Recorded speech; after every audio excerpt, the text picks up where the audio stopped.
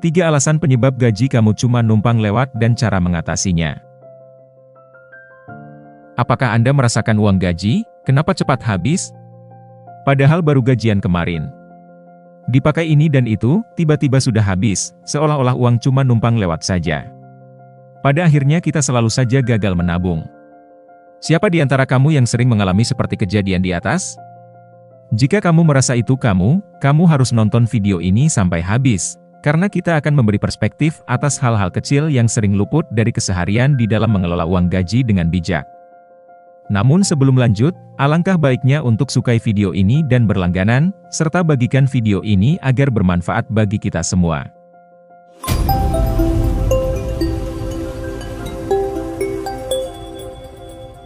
Nomor 1.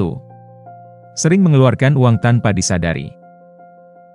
Ketika kita baru saja menerima uang gaji, cenderung pikiran kita sedang dirasuki, merasa memiliki uang berlebih memancing hasrat untuk belanja. Kita selalu saja terbuai oleh keinginan. Coba biasakan diri untuk memberi waktu minimal 1 hari untuk berpikir ulang saat kita ingin membeli sesuatu.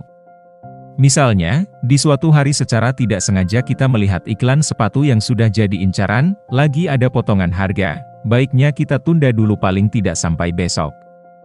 Jika keesokan hari kita sudah lupa dengan sepatu itu, maka artinya kita sebenarnya tidak membutuhkan barang tersebut. Cara ini diyakini sanggup memangkas pengeluaran yang sering terjadi oleh karena keinginan bukan kebutuhan. Jika kita berhasil menunda keputusan membeli barang yang kita inginkan, kita bisa lebih bijak dalam mengelola keuangan kita. Dengan memberi jarak waktu sebelum memutuskan untuk membeli, kita dapat menilai kembali apakah barang tersebut benar-benar diperlukan atau hanya dorongan sesaat. Selain itu, kita juga bisa terhindar dari penyesalan karena membeli sesuatu yang sebenarnya tidak penting. Melakukan evaluasi ulang juga memberi kita kesempatan untuk mencari alternatif yang lebih ekonomis atau menemukan promo yang lebih menguntungkan. Misalnya, setelah sehari berpikir, kita bisa mencari sepatu yang sama di toko lain dengan harga yang lebih murah, atau menunggu hingga ada promo yang lebih besar. Kebiasaan ini tidak hanya menghemat uang, tetapi juga mengajarkan kita untuk lebih disiplin dan kritis dalam mengelola keuangan. Selain itu, penting untuk membuat anggaran bulanan dan mematuhi alokasi dana yang telah ditetapkan. Dengan anggaran yang jelas, kita bisa mengetahui batas pengeluaran untuk kebutuhan dan keinginan, sehingga tidak mudah terjebak dalam kebiasaan mengeluarkan uang tanpa berpikir panjang. Jadi, menunda pembelian dan selalu berpikir 2 kali sebelum mengeluarkan uang merupakan strategi yang efektif untuk mengendalikan pengeluaran. Hal ini membantu kita membedakan antara kebutuhan dan keinginan, serta memastikan bahwa uang yang kita miliki digunakan untuk hal-hal yang benar-benar penting dan bermanfaat. Nomor 2. Selalu mengandalkan gaji bulan depan. Kata-kata seperti gajian bulan depan mau beli ini adalah self-talk yang terucap di dalam hati. Seringnya, kalimat tadi mengarahkan kita mengikuti self-talk itu sendiri. Maka bisa ditebak, kita pun akan kalap berbelanja saat gajian nanti. Coba lihat lagi, sudah berapa banyak barang-barang yang kita masukkan ke dalam keranjang di platform marketplace? Jika cukup banyak, maka itu contoh dari bentuk kalau kita selalu belanja sesuatu yang tidak penting hanya karena menganggap bulan depan bakal gajian lagi. Mulai belajar untuk mengubahnya ya, mungkin bisa dengan cara berhenti menyampaikan pesan ke dalam hati yang bernilai konsumtif, karena hal itu yang cenderung kita ikuti. Mengubah kebiasaan belanja bukanlah hal yang mudah, tetapi dengan kesadaran dan disiplin, kita bisa mengontrol keuangan dengan lebih baik. Dengan mengurangi self-talk konsumtif dan mengadopsi kebiasaan keuangan yang lebih sehat, kita bisa mencapai stabilitas finansial dan merasa lebih tenang dalam menghadapi kebutuhan di masa depan. Nomor 3. Tidak punya visi produktif. Apa maksudnya tidak punya visi produktif? Kita analogikan saja, misal, ada 2 orang yang berteman di dalam satu lingkungan kerja yang sama dengan gaji yang jumlahnya juga sama. Namanya Andi dan Putri. Putri menilai, sisa gaji yang dia punya adalah aset atau potensi uang yang bisa dikembangkan kembali. Sementara Andi, punya perilaku menganggap sisa gaji yang dia punya merupakan bonus untuk berbelanja.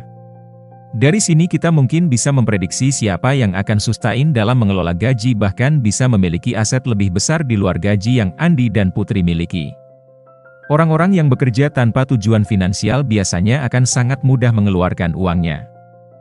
Karena tidak punya tujuan, jadinya mereka tidak punya target akan dikemanakan uang-uang tersebut. Mulailah berpikir dan mengevaluasi diri tentang tujuan finansial kita, karena tujuan itulah yang akan menyelamatkan kita. Jika sudah punya tujuan finansial, percayalah, kita akan berjuang mewujudkan serta mencapai tujuan itu.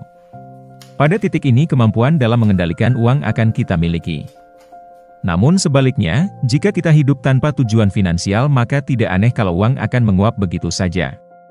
Memanfaatkan teknologi dalam menyusun rencana keuangan sudah tentu harus kita lakukan. Dengan pegadaian digital, semua kebutuhan transaksional dan niat kamu untuk memiliki tabungan atau investasi.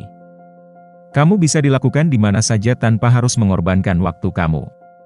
Menurut kami 3 hal itu tadi adalah hal yang dialami mayoritas. Jika ada tambahan lain dari hal di atas boleh sahabat isi di kolom komentar ya. Lantas, bagaimana cara mengatasinya? Awal bulan menjadi waktu yang paling ditunggu-tunggu pekerja, karena pada waktu inilah biasanya gaji bulanan pekerja akan cair. Namun, tak jarang mungkin kita merasa heran uang gaji yang kita terima begitu cepat habisnya, padahal akhir bulan pun masih jauh. Mari kita simak 5 hal yang bisa dilakuin buat mengelola gaji biar tidak numpang lewat. Nomor 1. Membuat anggaran bulanan. Masih banyak di antara kita yang belum siap untuk membuat budgeting dari gaji yang kita peroleh. Padahal membuat anggaran merupakan hal yang paling mendasar dalam mengatur finansial yang lebih baik. Mulai sekarang biasakan untuk selalu membuat anggaran atas apa yang akan kita belanjakan selama 1 bulan ke depan. Buat rincian atas pengeluaran rutin selama sebulan, baik itu kebutuhan hidup, tagihan. Kamu juga bisa menggunakan aplikasi di smartphone yang saat ini telah banyak beredar yang bisa membantu kita dalam mengelola anggaran keuangan secara lebih rapi. Nomor 2. Menabung di awal bulan, bukan di akhir. Langkah selanjutnya yang bisa kita lakukan setelah memperoleh gaji adalah dengan segera memisahkan sebagian untuk ditabungkan. Masyarakat kita selama ini telah terjebak pada pola menabung di akhir bulan. Uang yang ditabung adalah sisa dari anggaran selama sebulan. Padahal kalau kata Warren Buffett, seorang investor kenamaan, "Do not save what is left after spending, but spend what is left after saving." Menabung di awal juga bisa menahan diri kita untuk tidak lebih konsumtif karena anggaran belanja yang telah berkurang. Jadi, mari mulai sekarang mengubah pola menabung kita. Nomor 3. Menerapkan pola hidup frugal. Mungkin banyak di antara kita yang setengah heran ketika melihat gaji yang begitu cepat habisnya. Datangnya lama dinanti, namun perginya begitu cepat. Padahal kalau kita telusuri, penyebab terbesar hal tersebut bisa terjadi adalah pola perilaku kita sendiri. Pola hidup yang konsumtif, hobi mantengin e-commerce yang berujung impulsive buying, dan setumpuk kebiasaan buruk lainnya. Oleh karena itu, mulai saat ini kamu bisa mulai menjadi pribadi yang frugal. Frugal berarti sangat selektif dalam melakukan pengeluaran, bijak dalam membeli barang, anti boros dan hutang. Frugal bisa menjadi tameng dalam menghadapi pola hidup yang makin konsumtif. Nomor 4. Hindari hutang dan pay later. Semakin hari semakin banyak kejadian anak-anak muda dengan tumpukan hutang yang sudah menggunung. Apalagi konsep hutang saat ini sudah distruktur dengan bahasa yang lebih ramah, yakni pay later. Hal tersebut mendorong kita untuk semakin konsumtif dan tidak merasa terbebani untuk berhutang. Secara ilmu finansial, hutang sebetulnya bukan sesuatu yang terlarang selama itu untuk kebutuhan yang produktif. Hutang yang baik adalah hutang yang bisa menghasilkan atau membuat kita menjadi semakin produktif.